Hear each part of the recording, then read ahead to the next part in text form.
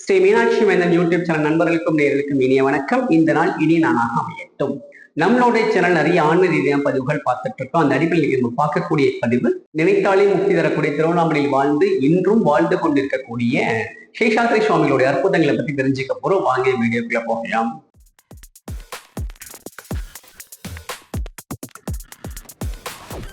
அற்புத கீர்த்தி வேண்டின், ஆனந்த வாழ்க்கை வேண்டின், நற்பொருளுக்கு விதல் வேண்டின், நலமெல்லாம் பெருக வேண்டின், கற்பகமூர்த்தி தெய்வ களஞ்சியம் சென்ற பொற்பாதம் பணிந்த பாறை பொய்யில்லை கண்ட உண்மை. திருச்சிற்றம்பலம் தெல்லையம்பலம். பொதுவாகவே இந்து மதத்துல சித்தர்கள் வழிபாடுக்கு மிக முக்கியத்துவம் கொடுக்கப்படும். என்ன காரணம் அப்படின்னு எல்லா சித்தர்களும் சிவபெருமானுடைய நேரடி அவதாரமாக பார்க்கப்பட்டவர்கள். தெய்வம் மனுஷரூபி அப்படின்னு சொல்லுவாங்க இல்லையா. இறைவன் நேரடியாக மனுஷன் வர முடியாத இடத்துல சித்தர்கள் மூலமாக நம்ம வாழ்க்கையில் இருக்கக்கூடிய பிரச்சனைகளை சரி பண்ணி நமக்கு வாழ்க்கையில ஒரு வளர்ச்சியை கொடுப்பாங்க. அதான் சித்தர்கள் வழிபாடு.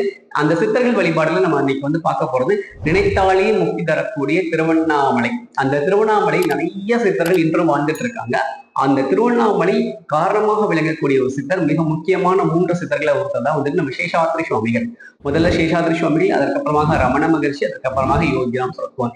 இந்த 3 சித்தர்கள் தான் திருவண்ணாமலை இன்றும் வாழ்ந்து கொண்டு, ஜீவசமாதியானாலும் இன்றும் வாழ்ந்து கொண்டு தன்னை நம்பி வரும் பக்தர்களுக்கு வாழ்க்கையை வளமாக்கி வளங்களை வழங்கி கொண்டிருக்கிறார்கள். இந்த சேஷாத்ரி சுவாமிகள் யார் அப்படின்னு கேட்டீங்கன்னா, இந்த சேஷாத்ரி சுவாமிகள் பார்த்தீங்கன்னா காஞ்சிபுரத்தில் பிறந்தவர். 22/1/1870 காஞ்சிபுரத்தில் மரகதம் வரதராஜன் தம்பதிகளுக்கு தை மாதம் ஹஸ்த நட்சத்திரத்தில் பிறந்தவர் இந்த சேஷாத்ரி சுவாமி. இவருடைய பூர்வீகம் காஞ்சிபுரம். இவர் சின்ன வயசுல பிறக்கும் போதே அவங்க வீட்டுக்கு மூத்த பிள்ளையதான் பிறக்கிறாரு.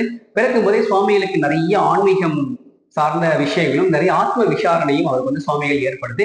இப்படி இவருடைய வாழ்க்கையை போயிட்டு இருக்கும்போது அவருக்கு ஒரு புனைப்பெயரும் ஒரு தங்க கை சேஷாத்ரி அப்படின்னு சொல்லி. என்ன காரணம் அப்படின்னா, காஞ்சிபுரத்துல அவங்க தாயார் அவர் கடை வீதிக்கெல்லாம் கூப்பிட்டு போகும்போது அந்த கடை வீதிகள் நிறைய வியாபாரிகள் கடை போட்டிருப்பாங்க இல்லையா. அப்படி அங்க ஒரு வியாபாரி பொம்மை கடை போட்டிருக்காரு. அவர் நிறைய பொம்மைகள் வச்சிருக்காரு. சுவாமிகளுக்கு ஒரு 4-5 வயசு இருக்கும். அந்த பொம்மையை போய் பாக்குறாரு. அதுல ஒரு அழகான ஒரு முருகன் பொம்மை இருக்கு. அந்த பொம்மை சுவாமி கையில எடுத்து விளையாண்டுட்டு இருக்காரு. அப்போ அவங்க அம்மா சொல்றாங்க, மரகதம் தாயார் சொல்றாங்க, தம்பி பொம்மையெல்லாம் நம்ம கிட்ட வாங்க வேண்டாம், நம்ம கிட்ட காசு இல்லை தம்பி, அவரை கொடுத்துருன்னு சொல்றாங்க. அந்த வியாபாரி இந்த குழந்தையை பாக்குறாரு. இந்த 4-5 வயசு குழந்தை முகத்துல அவ்வளவு ஒரு தேஜஸ் தெரியுது. அந்த குழந்தை தெய்வ கடாட்சமா இருக்குது. பார்த்தோன்னே இந்த வியாபாரிக்கு சந்தோஷம் தாங்கல. இல்லம்மா, குழந்தை பொம்மையை கொண்டு போகட்டுன்னு சொல்லி இந்த குழந்தை சுவாமிகள் கிட்ட குழந்தைய பொம்மையை கொடுத்து விட்டுறாரு. அப்ப சுவாமிகளும் தாயாரோட பொம்மையை கொண்டு வீட்டுக்கு போயிடுறாங்க. அன்னைக்கு நடந்த வியாபாரத்துல அந்த வியாபாரி அவர் கொண்டு வந்த அத்தனை பொம்மைகளும் விற்று தேர்ந்தெடுது. அவருக்கு நல்ல லாபம் கிடைக்குது. அதற்காகவே சுவாமிக்கு ஒரு புனைப்பெயர், அதான் தங்க கை சேஷாத்ரி சுவாமிகள்.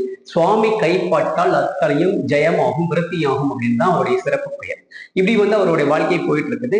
19 வயதுல அவங்க தாயார் மரணப்படுக்கையில் இருக்காங்க. அப்படி அந்த மரகதம்மாள் மரணப்படுக்கையில் இருக்கும்போது மரகதம்மாள் ஒரு 3 வார்த்தைகள் சுவாமிகளுக்கு சொல்றாரு.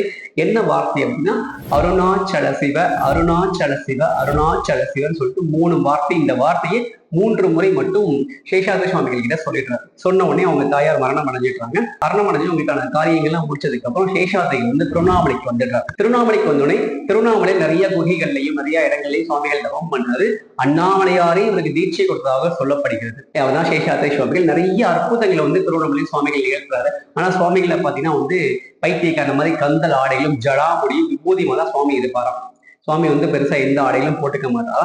பிடிச்சா யாராவது உணவு கொடுத்தா சாப்பிடுவாரா, இல்லைன்னா சாப்பிட மாட்டாரா. ஏதாவது ஒரு வீட்டு திண்ணை போய் உட்கார்ந்தாதான் மணிக்கணக்கில் ஜபம் பண்ணுவாராம். மரக்கட்ட மாதிரி அவருடைய உடம்பு ஆயிடுமா.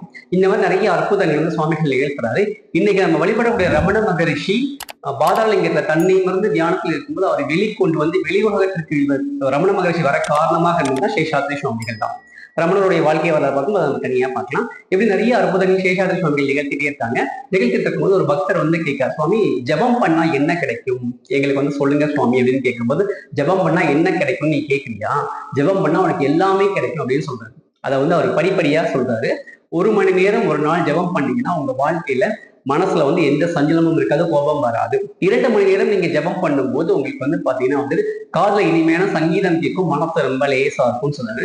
3 மணி நேரம் நீங்க தொடர்ந்து காலையும் மாலையும் ஒரு 3 மணி நேரம் ஜபம் பண்ணும்போது உங்களுக்கு பாத்தீங்கன்னா சாப்பாட்டோட ருசி தேவைப்படாது, உடம்பு ரொம்ப லேசாயிடும், நோய் உபாதைகள் இருக்காது.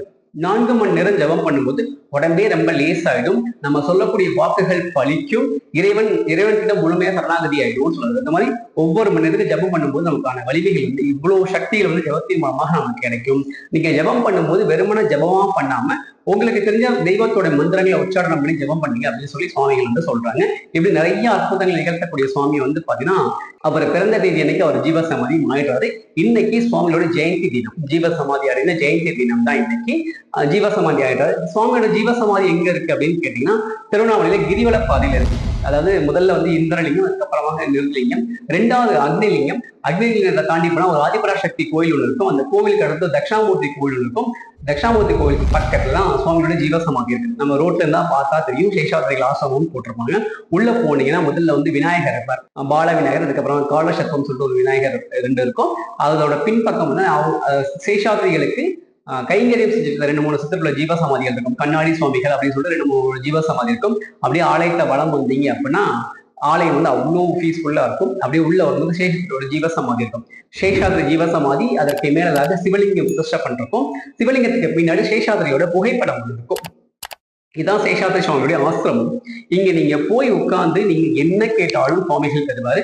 சேஷாத்திரி சுவாமியோட ஜீவசமாதியை வலம் வரும்போது பின்பக்கம் பார்த்தீங்கன்னா அர்த்தநாதீஸ்வர சக்கரம் இருக்கும். அதாவது அர்த்தநாதீஸ்வர ஸ்ரீ சக்கரம் வந்து அர்த்தநாதீஸ்வரமா சக்கரம் ஒன்று இருக்கும். அதுக்கப்புறம் சேஷாத்திரி சுவாமியோட உற்சவ விக்கிரகம் ஒன்று இருக்கும். இதான் சேஷாத்திரி சுவாமியோட ஆசிரமம்.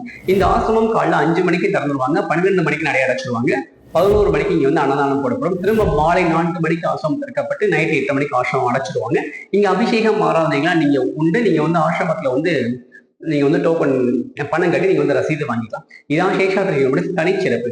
இன்றும் இருந்து ஜீவசமாதி தன்னை நம்பக்கூடிய பக்தர்களுக்கு நிறைய வளங்களை வாரி வாரி வழங்கி கொண்டிருக்கிறார். ஏன்னா சேஷாத்திரி சுவாமிகள் ஜீவசமாதியாகி 200 வருஷத்துக்கு மேலாச்சுன்னு சொல்றாங்க ஆசிரமத்துல விசாரிக்கும் போது. இன்னைக்கும் சொரூபமாகவும் அரூபமாகவும் இருந்து தன்னை நம்பக்கூடிய பக்தர்களுக்கு அவ்வளோ பெரிய வாழ்க்கையை வந்து சுவாமிகள் கொடுத்துட்டு இருக்காங்க. அதான் சேஷாத்திரி சுவாமியோட தனிச்சிறப்பு.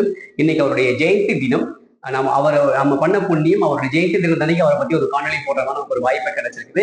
திருவண்ணாமலை யாரெல்லாம் போறீங்களோ கண்டிப்பாக போய் சேஷாத்திரி சுவாமிகளை தரிசனம் பண்ணுங்க. தரிசனம் பண்ணி உங்களுடைய வாழ்க்கையில எல்லா வளமும் நடந்தும் கிடைக்க பெறணும் அப்படின்னு சொல்லி சேஷாத்திரியை நான் வேண்டிக்கிறேன். என்ன காரணம் அப்படிங்கிற, சேஷாத்திரி சுவாமிகள் ஆதிபராசக்தியின் சுரூபமாக பிறந்தவர். அவர் வந்து அம்பிகையின் சுரூபமாக பிறந்தவர். நிறைய வரங்கள் நமக்கு தரக்கூடிய வல்லமையான ஒரு சித்தம் தான் சேஷாத்திரி சுவாமி. என்ன காரணம்னா, சிவபெருமான் கிட்ட ஒரு வரம் கேட்டா அதுக்கான கால நேரங்கள் கொஞ்சம் லேட் ஆகும். ஏன்னா அவர் எப்பயுமே தியானத்தை போறாரு. ஆனா அம்பாள் அப்படி கிடையாது. அம்பாள் கேட்டதும் தருவா. ஏன்னா அம்மா இல்லையா, அதை கேட்டதும் கொடுத்துவா. சுவாமிகள் வந்து பாத்தீங்கன்னா அந்த மாதிரி கேட்டதும் வரக்கூடிய ஒரு அற்புதமான சித்தர் தான்.